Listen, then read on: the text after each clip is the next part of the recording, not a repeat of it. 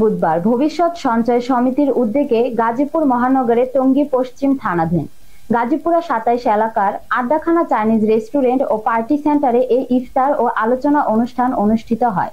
Staff reporter ইসা মল্লিকের report.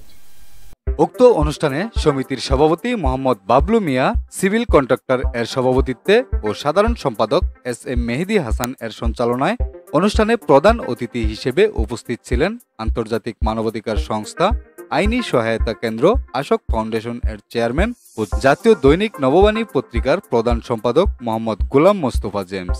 এ সময় আরও উপস্থিত ছিলেন ভবিষ্যৎ সঞ্চয় সমিতির সকল সদস্যবৃন্দ। এ সময় অতিথিরা ভবিষ্যৎ সঞ্চয় সমিতির ভবিষ্যৎ পরিকল্পনা নিয়ে নানাবিধ আলোচনা করেন এবং সমিতির সফলতা কামনা করেন। এ সময় প্রধান অতিথি সকলের উদ্দেশ্যে বলেন, গরিব দুঃখী মানুষের পাশে দাঁড়াতে হবে, যারা টাকা ও সঠিক স্থানের অভাবে সুস্থ বিচার পায় না। আমরা সেই সব গরিব অসহায় মানুষকে আশোক ফাউন্ডেশনের মাধ্যমে ন্যায় বিচার পাওয়ার ব্যবস্থা করে দিব। আলোচনা শেষে দোয়া ও ইফতারের মাধ্যমে অনুষ্ঠানের সমাপ্তি হয়। আইনি সহায়তা কেন্দ্র আশোক ফাউন্ডেশন মূলত একটি মানবাধিকার সংগঠন। আসলে মানুষ এখনো ধারণা নেই যে আসলে মানবাধিকার কি জিনিস। মানবাধিকার হচ্ছে মানুষের মৌলিক অধিকার নিয়ে কাজ করা, মানুষের যে অন্ন, বস্ত্র, খাদ্য, বাসস্থান, চিকিৎসা, এগুলো নিয়ে আমরা কাজ করে থাকি।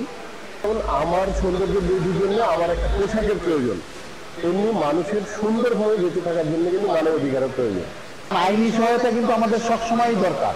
আমাদের সাথে মানবাধিকার লঙ্ঘন একদম শুরু থেকে শেষ পর্যন্ত সব জায়গায় হয়, রাস্তায় হয়, ঘাটে হয়, মাঠে হয়, রেস্টুরেন্টে হয়, পথে, সব জায়গায়। অর্থাৎ আমি আইনের কোনো সহায়তা পাই না, কারণ আমার পকেটে টাকা নাই, আমার মামা খালু নাই, আমি আইনের সহায়তা পাই না। কিন্তু আশোক ফাউন্ডেশন থাকলে আমি আইনি সমস্ত সহায়তাই কিন্তু আমি পেতে পারি। এটা একটা হিউম্যান রাইটস ইন্টারন্যাশনাল একটা ফাউন্ডেশন।